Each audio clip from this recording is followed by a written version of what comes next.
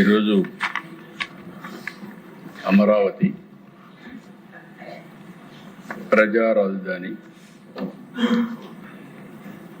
దీన్ని చట్టబద్ధత కల్పిస్తే శాశ్వతంగా ఇబ్బంది ఉండదనే ఉద్దేశంతో కేంద్రానికి మనం పంపించడం, కేంద్రం కూడా ఒక అసెంబ్లీ తీర్మానం ఉంటే బాగుంటుందన్నప్పుడు ఈ ప్రత్యేకమైన సమావేశం పెట్టుకొని ఈరోజు మనం చర్చించాం. అధ్యక్ష, ఇక్కడికి వస్తే ఇది ఒక అరుదైన అనుభవం. ఇక్కడ ఉండే శాసనసభ్యులే కాకుండా మనందరికి కూడా. అయితే ఓసారి పవన్ కళ్యాణ్ గారు మాట్లాడుతున్నప్పుడు కానీ మిగిలిన నాయకులు మాట్లాడినప్పుడు కూడా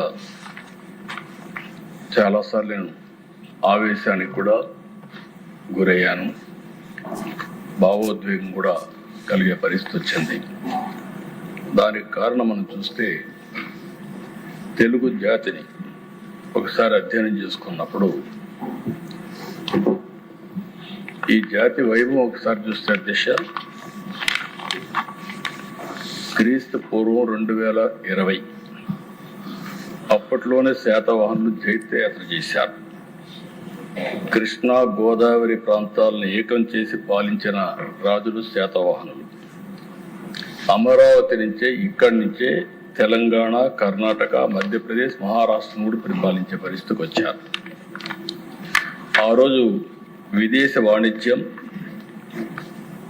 ప్రసిద్ధి చెందిన ఓడరేవులు, నౌకా నిర్మాణ కేంద్రాలు, తెలుగు గడ్డపై నుంచి లోహాలు, వజ్రాలు, వస్త్రాలు, సుగంధ ద్రవ్యాలు ఎగుమతి చేయడం. ఇటీవల నేను బ్రిటిష్ మ్యూజియంకు పోయాను 15-16 ప్రాంతంలో. అక్కడ అమరావతి గ్యాలరీ ఉంది.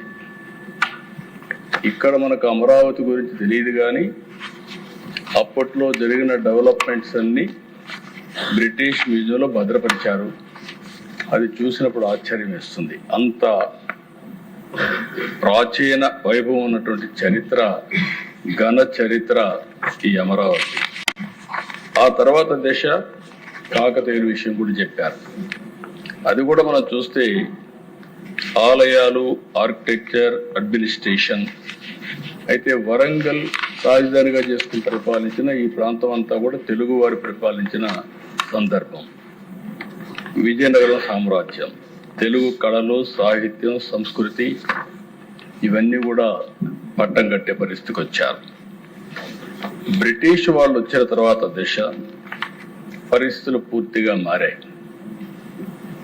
1573 నుంచి దగ్గర 1773 నుంచి 200 సంవత్సరాలు మెడ్రాస్ ప్రెసిడెన్సీ. అక్కడ తెలుగు జాతి పూర్తిగా మనుగడ కోల్పోయే పరిస్థితి వచ్చింది. తెలుగు వారిని మదరాసిగా పిలిచే పరిస్థితి వచ్చింది. మళ్ళీ నందమూరి తారక రామారావు గారు తెలుగుదేశం పార్టీ పెట్టి ప్రపంచంలో తెలుగు వారి ఆత్మ గౌరవాన్ని చాటి చెప్పే పరిస్థితికి వచ్చారు. 73 ఏళ్ల ప్రయాణం దిశ. ఓసారి పొట్టి శ్రీరాములు గారు 58 రోజులు దీక్ష, బలిదానం. ఆయన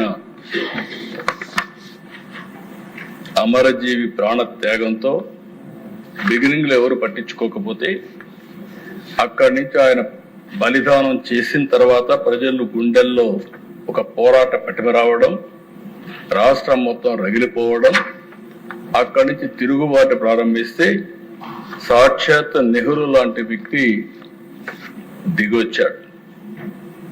1952 డిసెంబర్ 13న రాష్ట్ర ప్రకటన. చాలా మందికి చరిత్ర అర్థం చేసుకోవాల్సిన అవసరం ఉంది. మళ్ళీ ఒకసారి అర్థం చేసుకుని తెలుగు జాతి పడినటువంటి ఇబ్బందులు కానీ, తెలుగు జాతి చూపించినటువంటి అనేక సందర్భాల్లో చొరవ కానీ మనం గుర్తుపెట్టుకోవాల్సిన అవసరం ఉంది. అయితే అధ్యక్ష, ఒకసారి చరిత్ర చూస్తే 1953 అక్టోబర్ 1వ తేదీన ఆ రోజు విజయవాడకు వచ్చుంటే ఈ 13 జిల్లాలకు సెంటర్ ప్లేస్ కాబట్టి ఈ 73 సంవత్సరాల్లో ఏ విధంగా ఉండేదో ఒక్కసారి ఊహించుకుంటే అందదు. కానీ ఆ రోజు ఉండే రాజకీయ పరిస్థితులు, ఆ రోజు రాజకీయ పరిస్థితులు ఇక్కడ కమ్యూనిస్టులు ఉన్నారు, కాంగ్రెస్ పార్టీ ఇక్కడ ఇవ్వడం ఇష్టం లేదు. విధి లేని పరిస్థితిలో ఆంధ్రప్రదేశ్ రాష్ట్రాన్ని ఇచ్చారు. విధి లేని పరిస్థితిలో ఆంధ్ర రాష్ట్రాన్ని ఇచ్చారు, కానీ అప్పటికే ఇష్టం లేదు కాబట్టి నేరుగా ట్రాన్సిట్ రాజధానిగా కర్నూలు పెట్టి, మనం అందరం కూడా హైదరాబాద్ పోతున్నాం కానీ తాత్కాలిక రాజధాని కర్నూలులో పెడదామని పెట్టి ముందుకు పోయే పరిస్థితికి వచ్చారు.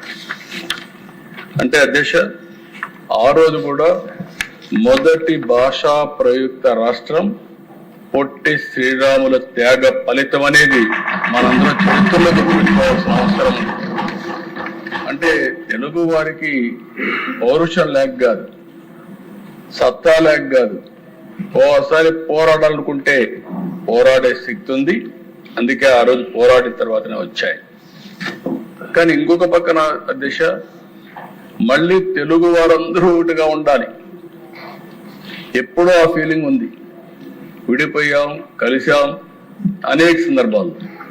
అంటే ఆ రోజు మళ్ళా అందరూ ఒకటిగా ఉండాలని ఆ రోజు చూస్తే హైదరాబాద్ రాష్ట్రంలో ఉండే ముఖ్యమంత్రి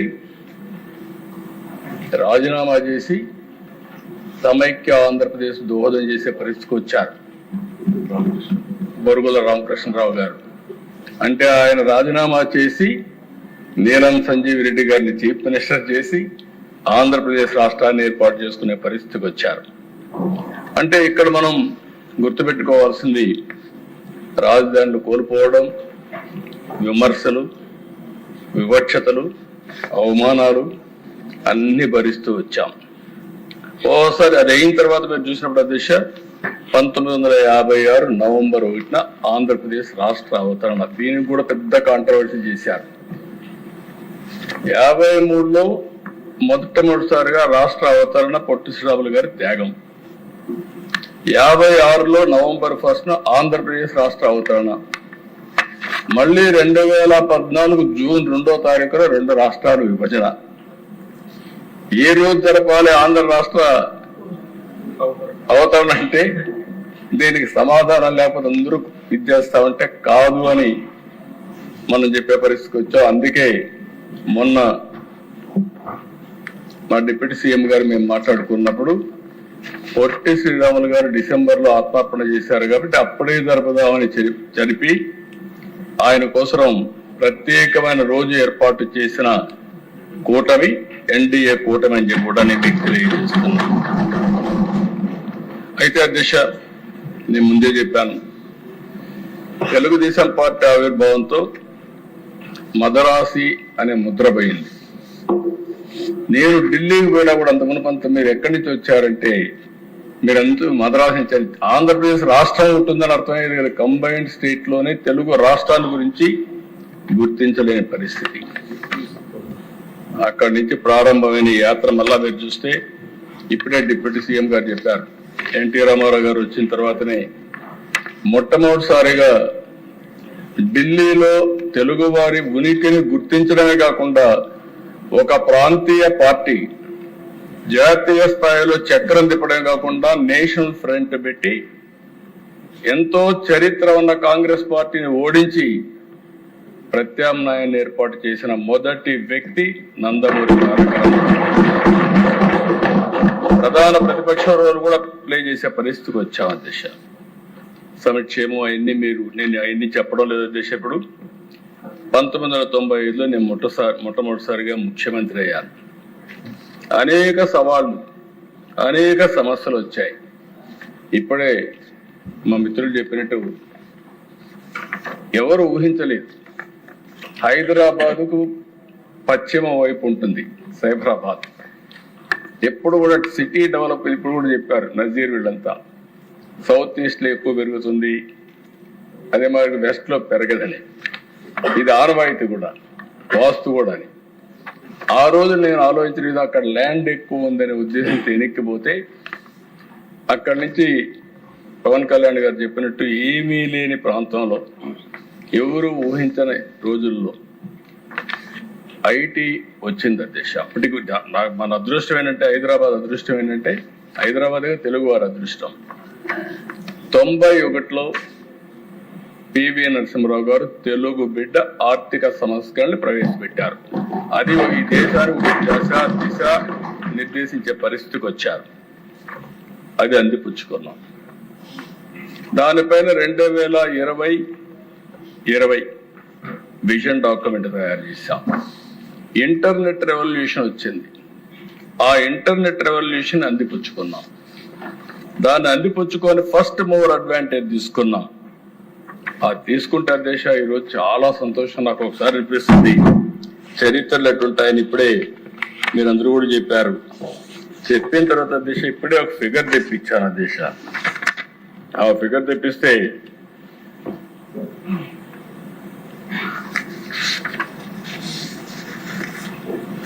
ఈరోజు హైదరాబాద్ దేశ 24-25 మా వాళ్ళని లెక్కలేమంటే ఇచ్చారు.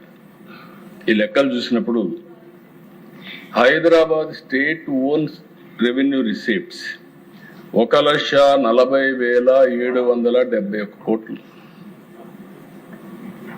మొత్తం తెలంగాణ రాష్ట్రం. ఇందులో 70-75% హైదరాబాద్ నుంచి వస్తుందని, హైదరాబాద్ రీజన్ నుంచి. అంటే 1,05,000 కోట్ల రూపాయలు ఒక్క హైదరాబాద్ రీజన్ నుంచి తెలంగాణకు ఆదాయం.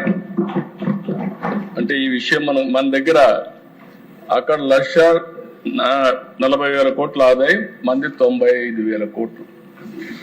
ఎందుకంటే దశ ఈ విషయంలో కూడా మనం ఒకసారి చెప్పాల్సిన అవసరం ఉంది. ఏం జరిగింది కూడా ఒకసారి చూసుకోవాల్సిన అవసరం ఉంది. ఈరోజు నేను బాధపడడం లేదు. రాజకీయాలు జరుగుతూ ఉంటాయి. అనేక సందర్భాల్లో అనేక విధాల రాజకీయాలు జరిగాయి. ఈ విషయంలో మనం ఒకసారి చూసినప్పుడు ఈరోజు రాష్ట్ర విభజన సమయం ఇక్కడి వరకు మీరు ఒక్కసారి చూస్తే దేశ మధ్యలో కూడా కొన్ని సంఘటనలు జరిగాయి. 69 తెలంగాణ ఉద్యమం వచ్చింది. 1972 జయాంధ్ర ఉద్యమం వచ్చింది.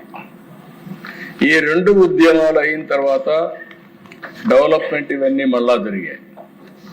2000లో మళ్ళా ప్రత్యేక తెలంగాణ ఉద్యమం, 2014 విభజన వచ్చింది. ఇప్పుడే చాలా మంది షేర్ చేశారు. ఆ రోజు నాదెళ్ల మనోహర్ గారు స్పీకర్ మీ స్థానంలో హైదరాబాద్ అసెంబ్లీలో ఉన్నారు. నేను ప్రతిపక్ష నాయకుడిని. ఏ విధంగా పోరాడాము? అందరం పోరాడింది కూడా మీరు ఒకసారి అదే దిశ. నేను ఆ రోజు ఈ రోజు ఒకటే చెప్పాను. ఆ రోజు హైదరాబాద్ లో సైబరాబాద్ నగరాన్ని ఏర్పాటు చేశాం. తెలుగు జాతి కోసం చేశాం. నేను మొట్టమొదట ముఖ్యమంత్రి అవుతాన దిశ అమెరికాకి వెళ్ళాను. 14 రోజులు తిరిగాను. ఎండ్ టు ఎండ్ తిరిగాను. ఆల్ కార్పొరేట్ జైంట్స్ ని కలిసి బ్రిక్ బై బ్రిక్ హైదరాబాద్ లో సైబరాబాద్ లో అభివృద్ధి చేశాం.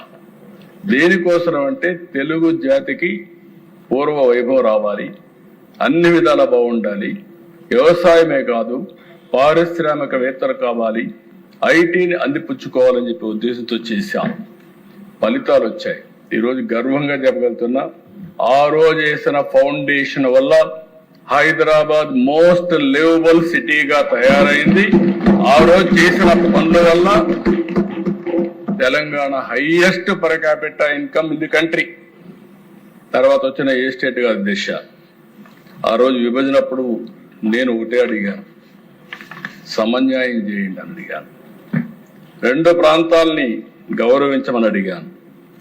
అన్ని ప్రయత్నాలు చేశాం. ఆ రోజు కూడా ఇప్పుడుండే ప్రతిపక్ష నాయకుడు కాదు, ఇప్పుడుండే వైసీపీ నాయకుడు పార్లమెంట్ లో ఉండే దిశ ఎక్కడున్నాడు ఎవరికి తెలియదు. ఎక్కడ ఆ కెమెరాలకు కూడా తప్పకుండా తప్పించుకొని తిరిగే పరిస్థితికి వచ్చారు. అంటే కనీసం దానిపైన ఒక స్టాండ్ చెప్పలేని వ్యక్తి అని చెప్పి నేను మీ అందరికి విజ్ఞప్తి చేస్తున్నా. అక్కడి నుంచి మళ్ళీ మనం రోడ్డు మీదకి వచ్చాం. ఇప్పుడే పవన్ కళ్యాణ్ గారు చెప్పారు, మిగిలిన వాళ్ళు కూడా చెప్పారు. అనేక సవాళ్లు, సంక్షోభాలు, ఎక్కడ కూర్చోవాలో తెలియదు. 5 ఏళ్లు హైదరాబాద్ కామన్ రాజధాని, 10 ఏళ్లు. ఆ 10 ఏళ్ల తర్వాత వస్తే మళ్ళీ మనం డెవలప్ చేయలేమనే ఉద్దేశంతో అప్పుడే ఇక్కడికి రావడం. ఒక ఎస్సీ ఆఫీస్ అది, ఆ ఎస్సీ ఆఫీసే నా క్యాంప్ ఆఫీస్, అదే ఇల్లు, ఒక బస్సు, అక్కడి నుంచి ప్రారంభించాం. తర్వాత దిశ ఒకసారి చరిత్ర, ఇక్కడ ఏ ఇన్ఫ్రాస్ట్రక్చర్ లేదని చెప్పడానికి ఒక ఉదాహరణ, సెక్రటరియట్ వచ్చిన తర్వాత ఇప్పుడు ఇక్కడ ఉండే బిల్డింగ్స్ అన్ని 9 నెలల్లో ఈ అసెంబ్లీ కట్టాం అధ్యక్ష. ఆ రోజు కూడా నారాయణ గారికి ఒకటే చెప్పా, ఎట్టి పరిస్థితుల్లో 9 నెలల్లో కట్టాలన్నాం. 9 నెలల్లో ఈ అసెంబ్లీ కట్టాం, 9 నెలల్లో ఈ సెక్రటరియట్ బిల్డింగ్స్ అన్ని కూడా పూర్తి చేశాం. అయితే నాకు ఎప్పుడు కూడా ఒక కోరిక ఉండేది, ఇంకా పెద్ద ఎత్తున చేయాలని. అందుకనే ఈరోజు సెంట్రల్ విస్తా తయారు చేసి ఐకానిక్ బిల్డింగ్స్ వచ్చి అవన్నీ తయారు చేసే లోపల ఇవి రావాలనే ఉద్దేశంతో కట్టాము. ఈరోజు మనం ఎస్సీ ఆఫీస్ చూస్తే ఇక్కడ ఎలాంటి ఇన్ఫ్రాస్ట్రక్చర్ ఉంది అని చెప్పడానికి ఉదాహరణ, నేను వెకేట్ చేసిన తర్వాత అది హైకోర్టు అయింది. ఆ తర్వాత హైకోర్టు కట్టి వాళ్ళు ఇక్కడ రమ్మంటే అది రాజ్భవన్ అయింది. ఇది ఒక చరిత్ర అన్నమాట. ఏమీ లేవని చెప్పడానికి ఒకే బిల్డింగ్ మల్టీపర్పస్ గా ఉపయోగపడే పరిస్థితికి వచ్చాం. 5 ఏళ్లు కష్టపడ్డాం. ఆ రోజు అధ్యక్ష ఫస్ట్ టైం నేను హైదరాబాద్ అభివృద్ధి చేయాలంటే అమెరికాకి వెళ్ళాను. రెండవసారి ఎన్నికల్లో నేను పదే చెప్పాను, 14 ఎన్నికల కంటే ముందు నాకు సింగపూర్తో పరిచయాలు ఉన్నాయి, ఒక విశ్వాసం ఉంది వాళ్లకు. ఈసారి నేను సింగపూర్ సపోర్ట్ తీసుకుంటాం, సింగపూర్ కంటే మెరుగైన అమరావతిని నిర్మాణం చేస్తాం, రాజధాని నిర్మాణం చేస్తున్నాడు చెప్పాను. ఆ మాట చెప్పి నేను నేరుగా సింగపూర్కి వెళ్ళాను. నేను ఒకటే రిక్వెస్ట్ చేశాను గవర్నమెంట్, రాజధాని లేదు. అయితే ఆ దిశ ఒక విషయం మేము అందరం గుర్తుపెట్టుకోవాలి, నేను ఆ రోజు కూడా చాలా హోందాగా ప్రవర్తించాను, ఇప్పుడు కూడా అదే మరుగున్నాను. నేను హైదరాబాదు సైబరాబాద్ నిర్మాణం చేశాను, మీ అందరికంటే ఎక్కువ కష్టపడ్డాను. తెల్లవారుతో 6 గంటలకు రోడ్డు మీదకి వెళ్ళేవాడిని, 75 సార్లు వెళ్ళిన దిశ. మీరు ఆ రోజు ఉన్నారు, కేబినెట్ లో ఉన్నారు, కొలీగ్ గా ఉన్నారు, అన్ని చూశారు. బస్ వేసుకొని తిరిగాను, వాడలు తిరిగాను. ఈ 9 మున్సిపాలిటీలో నీళ్లు లేకపోతే 1 సంవత్సరంలో గోదావరి నుంచి నీళ్లు తీసుకొచ్చి హైదరాబాద్ లో అభివృద్ధి చేసిన సంఘటనలు, అలాంటి చాలా సంఘటనలు మీరు చూసాం. అయితే ఆ దిశ ఇక్కడికి వచ్చినప్పుడు నేను ఎప్పుడు కూడా హైదరాబాదు, అది కూడా తెలుగు వాళ్ళే. ఇప్పుడే చాలా చక్కగా చెప్పారు, మనమంతా కూడా జాతీయత, దేశం బాగుండాలి, అదే సమయంలో ఒక రాష్ట్రం, ఇక్కడుండే జాతి కూడా బాగుండాలి. అయితే దాంట్లో మళ్ళీ ఇంకో పక్క ఇప్పుడే వారు చెప్పినట్టు సబ్ రీజనల్ అంటే తెలంగాణ ఆంధ్ర రెండు ఒకటి, అక్కడ తెలుగు వాళ్ళు ఇక్కడ తెలుగు వాళ్ళు, వివక్ష చూపించడం కరెక్ట్ కాదు. కానీ చూపిస్తే కూడా నేను ఒకటే మాట చెప్పా, ఇద్దరికీ న్యాయం చేయాలని చెప్పా. ఈ రోజు అంతా కూడా నేను చెప్పినటువంటి ఇంబ్యాలెన్స్ ఉన్నా మళ్ళీ కష్టపడతాం, ఈ ప్రాంతాన్ని అభివృద్ధి చేసుకుంటాం. అదే సమయంలో దేశంలోని హైదరాబాద్ అమరావతి రెండు కూడా 1-2గా ఉండాలి, ఇద్దరు కలిసి ముందుకు పోవాలని నా ప్రగాఢమైనటువంటి సంకల్పం, ఆలోచన కూడా అధ్యక్ష. దానికోసమే ఇక్కడ ఒక చరిత్ర కూడా మీరు గుర్తుపెట్టుకోవాలి అధ్యక్ష. ఎక్కడ రాజధాని పెట్టాలి, పెద్ద ఎత్తున చర్చ జరిగింది. అయితే ఆ చర్చలో మీరు చూస్తే శివరామకృష్ణయ్య ఆ రోజే గాని కేంద్రం కూడా ఒక మాట చెప్పేసి ఉంటే విజయవాడ, అమరావతి, గుంటూరు మీరు రాజధాని ఒక మాట అని ఉంటే మనకి ఇబ్బంది ఉండేది కాదు. ఆ రోజు శివరామకృష్ణయ్యనే వేశారు. ఆయన ఊరూరికి పోయి మీకు రాజధాని కావాలని అడిగాడు. ఎవరైనా రాజధాని ఇస్తా ఉంటే ఎవరు అంటారు సార్? విశాఖపట్నం పోయాడు, మీకు రాజధాని కావాలంటే మాకు కావాలన్నారు. తిరుపతి పోయాడు రాజధాని, కర్నూలు అడిగాడు, ఈవెన్ శ్రీకాకుళం కూడా వెళ్ళాడు. అన్ని దిక్కులు అడిగే కొందుకు అందరూ కూడా మాకు కావాలన్నారు. కానీ అధ్యక్ష 46% విజయవాడ గుంటూరు మధ్యలో రాజధాని పెట్టాలని చాలా స్పష్టంగా చెప్పారని శివరామకృష్ణ రిపోర్ట్ ఇచ్చాడు. ఈరోజు మీరు ఆలోచిస్తే అధ్యక్ష, ఆ రోజు అసెంబ్లీలో ఉండే కొంతమంది మెంబర్స్ ఉన్నారు, చర్చకు వచ్చింది. నేను ఆ రోజు కూడా ఒకటే చెప్పాను, సెంట్రల్ ప్లేస్ లో రాజధాని ఉండాలి. అటు 12 ఇటు 12 నియోజకవర్గాలు, 13వ నియోజకవర్గం సెంట్రల్ లో ఉండే నియోజకవర్గం గుంటూరు నియోజకవర్గం. అధ్యక్ష దీనికంటే ఇంకొక జస్టిఫికేషన్ లేదు. లాజిస్టిక్స్ వైజ్ చాలా స్పష్టంగా ఉంది. ఆ రోజు నేను ఇది పెట్టినప్పుడు ఇప్పుడే సత్య గారు చాలా హెల్త్ మినిస్టర్ చెప్పాడు, వికేంద్రీకరణ ఐఐఎం విశాఖపట్నంలో పెట్టాం, పెట్రోలియం యూనివర్సిటీ కాకినాడలో పెట్టాం, ఎన్ఐఐటి తాడేపల్లిగూడెం పెట్టాం, పెట్రోలియం వైజాగ్ వెళ్ళింది, నిట్ తాడేపల్లిగూడెంకి వచ్చింది, కాకినాడ కూడా ఒక ఇన్స్టిట్యూట్ ఇచ్చాం. అదే సమయంలో Amaravati all India institute of medical science వచ్చింది. ఇక్కడి నుంచి మళ్ళీ తిరుపతి ఐఐటి ఐజర్ వచ్చింది. కర్నూలులో IIIT ఇచ్చాం. అదే సమయంలో ఇరుజు యూనివర్సిటీ పెట్టాం. అనంతపూర్లో సెంట్రల్ యూనివర్సిటీ పెట్టి ఆ రోజు అసెంబ్లీలో కూడా నేను ఏ జిల్లాకు ఏమేం చేస్తానని చెప్పి అవన్నీ కన్విన్స్ చేసి రాజధాని విజయవాడ గుంటూరు మధ్యలో ఉంటుంది, అధికార వికేంద్రీకరణ చేయడం, అభివృద్ధి చేయడం మా బాధ్యతని ఆ రోజు నేను చాలా స్పష్టంగా చెప్పి దాని ప్రకారం పనిచేశాను అధ్యక్ష. ఆ రోజు అధ్యక్ష ఇవన్నీ చెప్పిన తర్వాత ప్రతిపక్షంలో ఉన్న వ్యక్తి బేషరతుగా సపోర్ట్ చేస్తారు. 13 జిల్లాలు, చిన్న రాష్ట్రం, ఇబ్బంది పెట్టడం నాకు ఇష్టం లేదు కాబట్టి నేను ఒప్పుకుంటానని చెప్పాను. అదే మరిగా అధ్యక్ష ఇప్పుడే ఫైనాన్స్ మినిస్టర్ గారు చూపించారు, రోజుకు ఒక మాట, ఓసర వెళ్ళి రాజకీయాలు అంటే కనీసం టెక్నాలజీ వచ్చిన రోజుల్లో మనం చెప్పిన మాటని మళ్ళీ మారిస్తే ఏమనుకుంటారో కూడా లేకుండా 14-19 చెప్పిన తర్వాత ఎన్ని విన్యాసాలు వేయాలని అన్ని విన్యాసాలు వేశారు. రైతులు ఇక్కడ భూములు ఇస్తా ఉంటే ఈ విషయంలో ఒక్కసారి మనందరం గుర్తుపెట్టుకోవాల్సిన అవసరం ఉంది అధ్యక్ష. ఇక్కడ మనం గుర్తుపెట్టుకోవాల్సింది ఆ రోజుట్లో ఎక్కడ పెట్టాలని ఆలోచించినప్పుడు చాలా తర్జన వర్జన జరిగింది. నేను కూడా ఒక 100 ఎకరాల్లో ఒక దగ్గర పెట్టేయచ్చు, కానీ అది కాదు నా ఉద్దేశం. ఈరోజు తెలంగాణకు హైదరాబాద్ ఉంది, కర్ణాటకకు బెంగళూరు ఉంది, చెన్నైకి తమిళనాడుకి చెన్నై ఉంది. ఆ రాజధానుల వల్ల ఆ ప్రాంతంలో ఆర్థిక వనరులు సమకూరుతున్నాయి, ఉపాధి అవకాశాలు వస్తున్నాయి. ఇవన్నీ చూసిన తర్వాత తెలుగు వాళ్ళకు కూడా అన్యాయం జరగకూడదు, మనకంటూ ఒక రాజధాని కావాలని ఆలోచించినప్పుడు ఏ ప్రాంతంలో బాగుంటుంది, ఇక్కడ బాగుంటుందని ఆలోచించి ఒక డబ్బులు లేవు, పెట్టుబడులు పెట్టలేము, ఏం చేయాలని ఆలోచిస్తే అందరితో మాట్లాడి వచ్చిన ఆలోచన ల్యాండ్ పూలింగ్ ఆలోచన.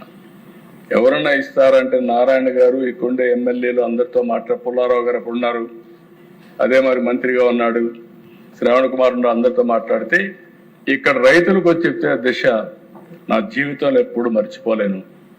4-5 మీటింగ్లు మాట్లాడిన తర్వాత 58 రోజుల్లో 34,400 ఎకరాలకు కన్సెంట్ ఇచ్చి 34,000 ఎకరాలు జీరో డిస్ప్యూట్, ఎక్కడా డిస్ప్యూట్ లేకుండా ల్యాండ్ ఇచ్చారు. చాలా మందికి ఆశ్చర్యం వేసింది. ఇప్పటికి కూడా ప్రపంచంలో ఎక్కడా జరిగిందని నేను అనుకోను ఇప్పటికి కూడా. అయితే దానికి కారణం అధ్యక్ష, హైదరాబాద్ లో ఎయిర్పోర్టు 5,000 ఎకరాలతో కట్టాం. అక్కడ కూడా ఏమి డిస్ప్యూట్ లేదు. నేను ఒకే మాట చెప్పాను ఆ రోజు హైదరాబాద్ లో, మీరు ల్యాండ్ ఇవ్వండి, లెవెల్ గా కాంపన్సేషన్ ఇస్తాం, మీరు పక్కన కొనుక్కోండి, ఇక్కడ ఎయిర్పోర్ట్ వస్తుంది, మీరు అభివృద్ధి అవుతారంటే నమ్మకంతో ఇచ్చారు. అదేవిధంగా ఇక్కడ ఈ రాజధాని కోసం ఒక్క మాట మాట్లాడకుండా 33,000 ఎకరాలు ఇస్తే అక్కడి నుంచి ఇవన్నీ కూడా ఈరోజు మనం కూర్చున్న ప్లేస్ కూడా ఆ రైతులు ఇచ్చిందే. ఈ సందర్భంగా మరొక్కసారి ఆ రైతాంగానికి శిరస్సు వంచి నమస్కారాలు తెలియజేస్తాను. ఇది ఒక స్ఫూర్తి. ఆ స్ఫూర్తితో వాళ్ళు ఇస్తే ఇక్కడికి వచ్చినప్పుడు అధ్యక్ష వీళ్ళు మాట్లాడిన మాటలు ఎన్నిసార్లు అధ్యక్ష ఆ టీవీ మీరే చూశారు. నీళ్లుంటే చాలు, 33,000 ఎకరాలు భూమి కావాలన్నాడు. అంటే ఎవరు ఇవ్వరని 33,000 ఎకరాలు ఇచ్చేసిన తర్వాత అదెట్టి ఇచ్చారన్నాడు. అక్కడి నుంచి మళ్ళీ విచిత్రమైన వ్యక్తి అధ్యక్ష కొంతమంది మాట్లాడారు. కానీ ఎలాంటి వ్యక్తి అంటే అలాంటి ఇక్కడ చెరుకు తోటల్లో ఆ రోజుల్లోనే అగ్గిపెట్టే పరిస్థితి వచ్చారు, నిప్పు పెట్టే పరిస్థితికి వచ్చారు. వరల్డ్ బ్యాంక్ లెటర్ల మీద లెటర్లు రాశారు, డబ్బులు ఇవ్వద్దని, సహకరించొద్దని. అంటే ఎన్ని విధ్వంసాలు చేయాలనో అన్ని విధ్వంసాలు చేసే పరిస్థితికి వచ్చారు.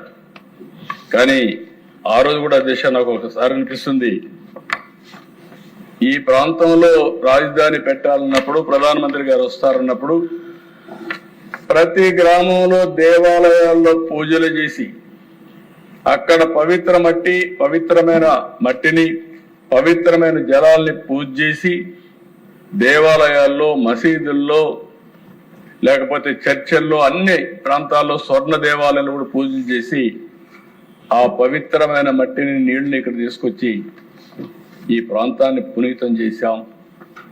ప్రధానమంత్రి గారు కూడా ఆ రోజు ఇప్పుడు కూడా జ్ఞాపకం దిశ ఆయన చెప్పిన మాట, నేను ఈరోజు ఏదైతే పక్కనుండే రివర్ యమునా నదీ తీరానుండే పవిత్రమైన జలాల్ని అదే మరి పార్లమెంటు దగ్గరుండే మట్టిని తీసుకొస్తున్నా. ఇది పార్లమెంటు దగ్గర మట్టిని తీసుకొచ్చారంటే పార్లమెంటు సాక్షిగా అమరావతిని అభివృద్ధి చేసే బాధ్యత పార్లమెంట్ తీసుకుంటుంది, కేంద్ర ప్రభుత్వం తీసుకుంటుందని ఆ రోజే ప్రధానమంత్రి గారు చెప్పారు. అదే భరోసా అని చెప్పి కూడా నేను మీకు తెలియజేస్తున్నాను అధ్యక్ష. అలాంటిది ఈ రోజు మనం చూస్తే అధ్యక్ష ఇన్ని జరిగితే 2000 ఈ ప్రాంతంలో మనం చూసినప్పుడు రైతులు ఇచ్చింది కేవలం భూములు కాదు అధ్యక్ష, 5 కోట్ల ప్రజలకు భవిష్యత్ ఇచ్చారు అధ్యక్ష. ప్రోగ్రెస్ లో పార్ట్నర్స్ అయ్యారు అధ్యక్ష. 217 చదరపు కిలోమీటర్ పరిధిలో రాజధాని నగరం, 16.9 చదరపు కిలోమీటర్ పరిధిలో కోర్ క్యాపిటల్. ఏపీసీఆర్డీఏ చట్టం 2014-30 అమలు చేశాం. ఇంకొక పక్కన మీరు ఒకసారి చూస్తే అధ్యక్ష, ఆ రోజు చెప్పాను ఈ రోజు చెప్తున్నా, అమరావతి ఇది సెల్ఫ్ సస్టైనబుల్ ప్రాజెక్ట్. ఈ ప్రాజెక్ట్ కి రాష్ట్రంలో ఎక్కడా ఒకప్పుడు హైదరాబాద్ లో ప్రైవేట్ భూమి ఉంది, కానీ గవర్నమెంట్ భూమి ఉండేది. గవర్నమెంట్ భూమి తీసుకొని డెవలప్ చేశాం, దానివల్ల ప్రైవేట్ భూములు కూడా విలువ పెరిగింది, ముందుకు పోయే పరిస్థితికి వచ్చారు. ఇక్కడికి వస్తాను అధ్యక్ష, ఇక్కడ భూమి లేదు కాబట్టి రైతుల ముందుకు వచ్చారు, వాళ్ళ ఉదారత వచ్చారు. దీనిపైన ల్యాండ్ మానిటైజేషన్కి పోతున్నాం, కొంత ల్యాండ్ తిరిగి వాళ్ళకి డెవలప్ చేసి ఇస్తాం, కొంత భూమి రిజర్వ్ ఉంది, ఇది కూడా అమ్ముకుంటాం. నేను ముందే చెప్పినట్టు అధ్యక్ష, మీరు ఒకసారి చూస్తే ఇన్కమ్ మీరు చూశారు.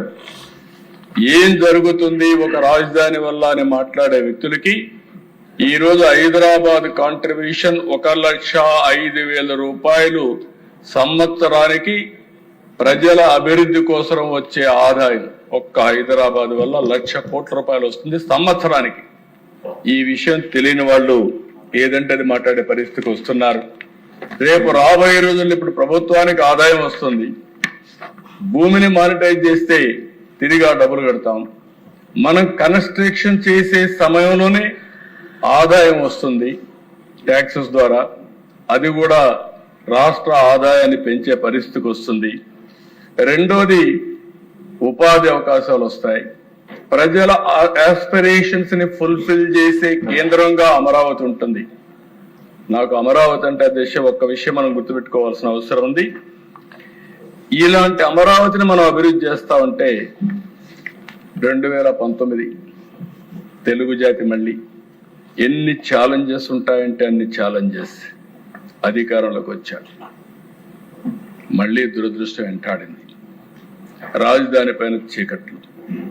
ఒక్క ఛాన్స్ ఇవ్వడంతో 30 ఏళ్లు వెనక్కెళ్ళిపోయే పరిస్థితికి వచ్చాం. ప్రజావేదిక కూల్చడంతో ప్రారంభమైంది విధ్వంస పాలన. ఒక్క మాట కాదు దిశ, వేశ్యల రాజధాని, శ్మశానం, ఎడారి, ముంపు ప్రాంతం, విషాన్ని జిమ్మారు, విద్వేషాన్ని చేశారు. కడాన 2019 డిసెంబర్ 17న 3 రాజధానుల ప్రకటన. అంతా గందరగోళం. మామూలుగా దేశ మీరు ఒకసారి చూస్తే భూములు ఇచ్చిన రైతులపైన ఉక్కుపాదం, కేసులు, వేధింపులతో ఆగిన గుండెలు, చరిత్రలు నిలిచిపోయేలా 1631 రోజుల పాటు రైతుల పోరాటం, అన్ని వర్గాల మద్దతు, న్యాయస్థానం నుంచి దేవస్థానం వరకు యాత్ర, అమరావతి నుంచి అరసవల్లి పేరుతో పోరుబాట, పాదయాత్రలో రైతులు, మహిళలపై దాక్షికం, అడుగడుగున అడ్డంకులు, అడ్డుగోలుగా కేసులు, కాళ్ళతో తన్నారు, జుట్టుపట్టుకొని ఇచ్చారు, కీచక పర్వాన్ని చేశారు. వైసీపీ 3 రాజధానుల కుట్రను శాసనమండలిలో సెలెక్ట్ కమిటీకి ఇస్తే టెక్నికల్ ప్రాబ్లం చూపించి గవర్నర్కి పంపించి, అంటే అక్కడ సెలెక్ట్ కమిటీలో పంపిస్తే చైర్మన్ పంపించిన దాన్ని తొక్కిపెట్టి సెక్రటరీ ద్వారా గవర్నర్కి పంపించి ఆ బిల్లు పాస్ చేస్తే హైకోర్టుకి వెళ్తే హైకోర్టు రాజధాని కాపాడే పరిస్థితికి వచ్చింది. అధ్యక్ష, అరాచకాలకు ఎంత పరాకాష్ట అంటే ఇది ఒక ఉదాహరణ మాత్రం. అప్పట్లోనే మీరు చూస్తే జాతీయ మీడియా, అంతర్జాతీయ media, the Indian express YCP భారీ మూల్యం చెల్లించాల్సి వస్తుందని ఆ రోజే రాశారు. ఆ భారీ మూల్యమే 151 సీట్ల నుంచి 11 సీట్లకు వచ్చే పరిస్థితి వచ్చింది. ఇది మనం చెప్పడం కాదు అధ్యక్ష. ఇంకో పక్క ఎకనామిక్ టైమ్స్ భారీ తిరోగమనం. ఆంధ్రప్రదేశ్ రాష్ట్రం 80 సంవత్సరాలు వెనక్కెళ్లిపోయింది. బిజినెస్ స్టాండర్డ్స్, హేతుబద్ధత లేదు 3 రాజధానులకి. ది హిందుస్థాన్ టైమ్స్ స్వార్థ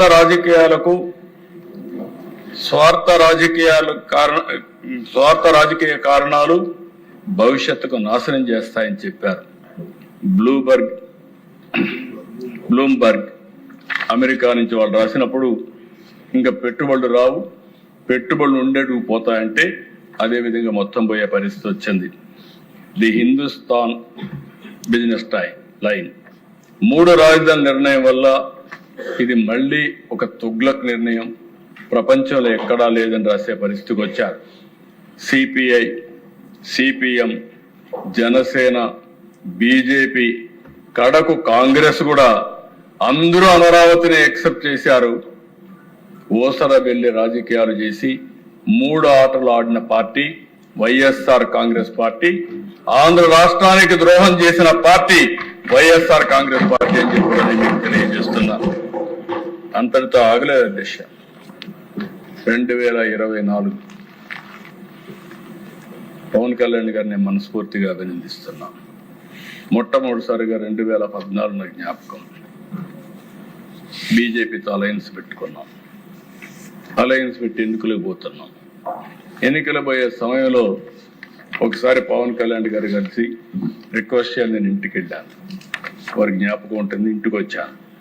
ఇంటికి వచ్చినప్పుడు నేను మాట్లాడినప్పుడు అన్కండిషనల్ గా నేను పోటీ చేయను, ఎన్డీఏ కూటమికి దేశ రాజకీయాల కోసం, దేశ భవిష్యత్తు కోసం, ఆంధ్రప్రదేశ్ భవిష్యత్తు కోసం నేను అన్కండిషనల్ గా సపోర్ట్ చేస్తానని చెప్పి అన్కండిషనల్ గా సపోర్ట్ చేశాను. అప్పుడు ఆంధ్రప్రదేశ్, తెలంగాణ 2 పోటీ చేశాం అధ్యక్ష. అదే మరిగా బీజేపీతో కూడా అందరం కలిసి పోటీ చేశాం. 2 దిక్కల్లా సపోర్ట్ చేశారు. అక్కడి నుంచి మళ్ళీ ఇవన్నీ చూసిన తర్వాత అందరం బాధితులమే ఉండేవాళ్ళం. డైరెక్ట్ గా, ఇండైరెక్ట్ గా అందరం బాధితులమే, అందరం కూడా సఫర్ అయ్యాం. అది చూసిన తర్వాత ప్రజల్లో ఒక ఆవేశం, బాధ వచ్చింది. రాష్ట్ర భవిష్యత్తును కాపాడుకోవాలని వచ్చారు. అప్పుడే నేను ముందే పవన్ కళ్యాణ్ గారు మీ జైల్లో ఉన్నప్పుడు చెప్పారు, మేమందరం కలిసి పోటీ చేయాలని నిర్ణయించాం. చరిత్ర దశ, నేను చాలా ఎన్నికలు పోటీ చేశాను కానీ 194% స్ట్రైక్ రేట్తో 175కు 164 సీట్లు గెలిచిన ఏకైక ఎన్నిక 2014. ఇది 3 రాజధానులకు వ్యతిరేకంగా ఇచ్చారు, ప్రజా వ్యతిరేక కార్యక్రమాలకు వ్యతిరేకంగా ఇచ్చారు. మళ్ళీ మంచి రోజులు ప్రారంభమైనాయి. కేంద్రం ఇమ్మీడియట్ గా 15,000 కోట్ల రూపాయలు శాంక్షన్ చేశారు. ఇప్పుడే పవన్ కళ్యాణ్ గారు చెప్పినట్టు ఆ డబ్బులు ఎట్లా మొబిలైజ్ చేయాలో అన్ని కూడా మొబిలైజ్ చేశాం. మళ్ళీ 2025 మే 2న పనులు రీస్టార్ట్ చేశాం. నేను అనుకోవడం చరిత్రలో ఒక సిటీలో ఫౌండేషన్ వేసి పనులు రీస్టార్ట్ చేసింది ఏకైక ప్లేస్ అమరావతి అవుతుంది ప్రధానమంత్రి గారికి. ఇంతవరకు ఎక్కడా జరగలేదు. మళ్ళీ నేను ఒకటి హామీ ఇస్తున్నాను దిశ, 2028 పనులన్నీ పూర్తి చేసి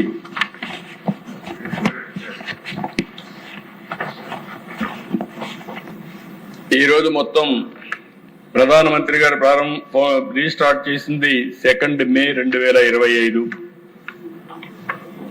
మొత్తం trunk roads, layouts, assembly, high court, 5 iconic towers ఇవన్నీ కూడా వివిధ డేట్స్ లో పూర్తవుతాయి.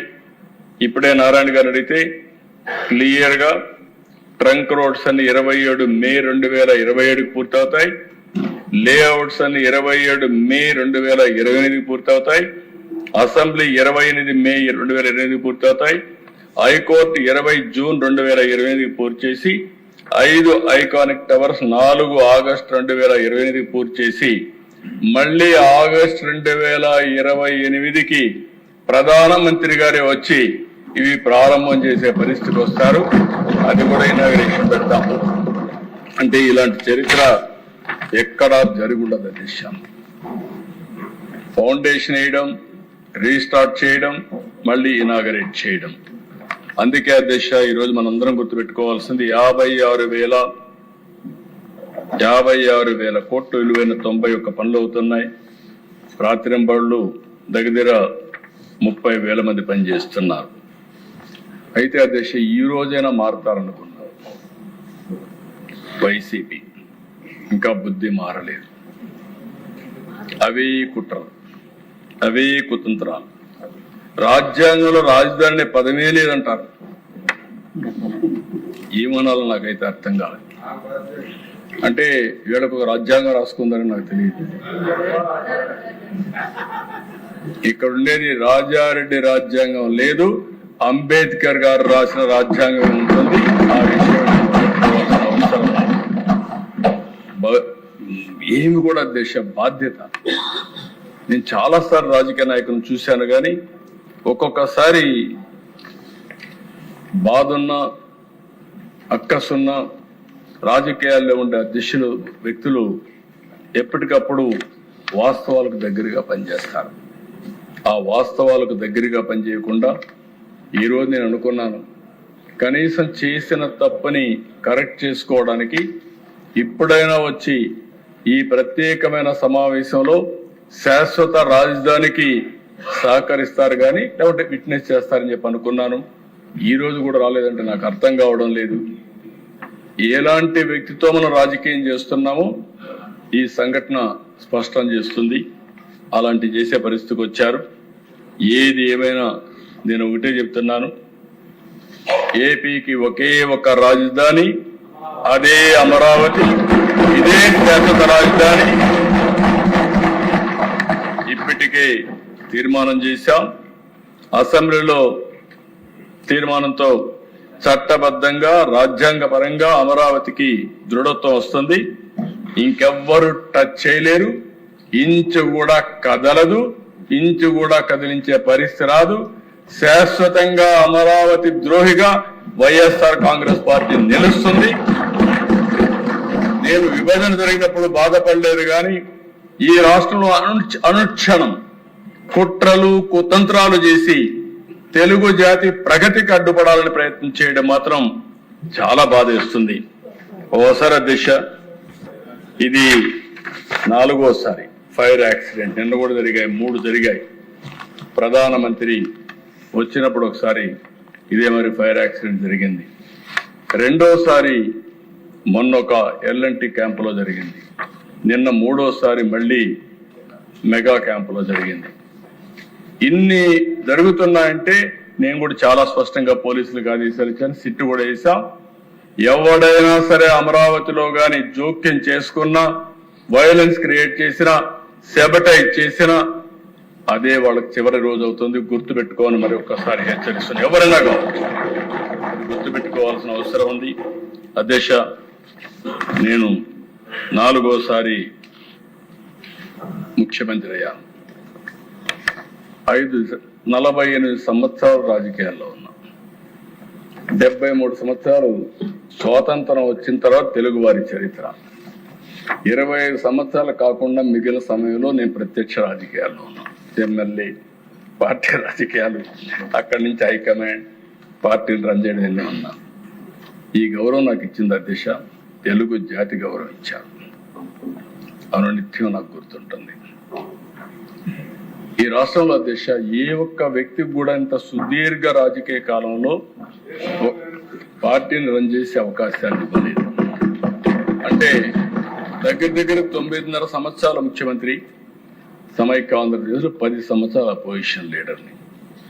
అదే సమయంలో ఇక్కడ 2వసారి ముఖ్యమంత్రిని, ఒకసారి అపోజిషన్ లీడర్ని. ఇన్నేళ్లలో నేను చూసిన దిశ, నా లక్ష్యం ఒకటి, నా ఆలోచన ఒకటి. ఆ రోజు సైబరాబాద్ని అభివృద్ధి చేశాం.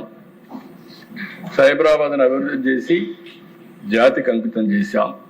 ఈరోజు 42% తెలుగు జాతి హైయెస్ట్ పర్ క్యాపిటల్ ఇన్కమ్ వల్ల మెరుగైన జీవన ప్రమాణాలు వచ్చాయి.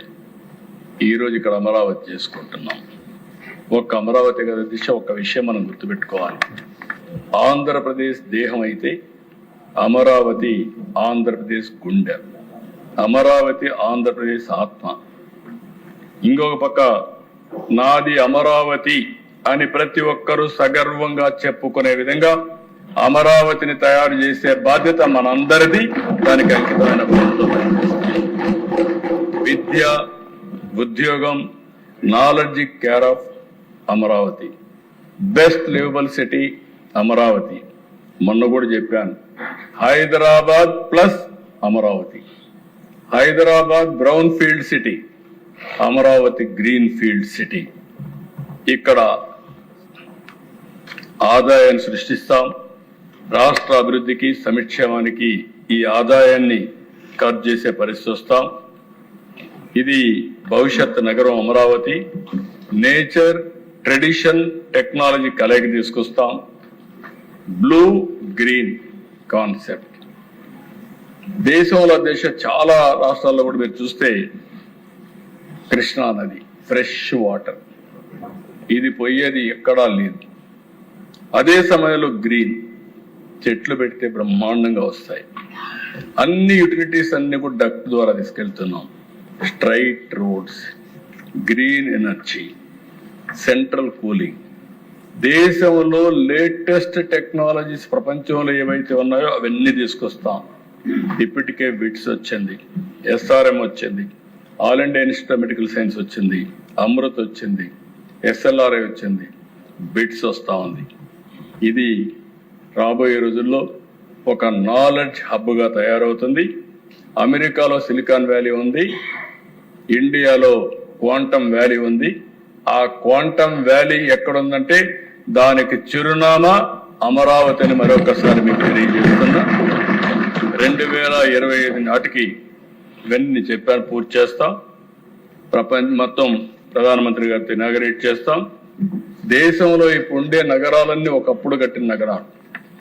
హైదరాబాద్ ఇటీవల కాలంలో కట్టిన నగరం, అమరావతి ఫ్యూచర్ నగరం, భవిష్యత్ నగరం, వరల్డ్ బెస్ట్ నగరంగా తయారు చేసి ఈ జాతికి అంకితం చేసి దేశమే గర్వపడే విధంగా అమరావతిని తయారు చేసే బాధ్యత మనం తీసుకుంటాం.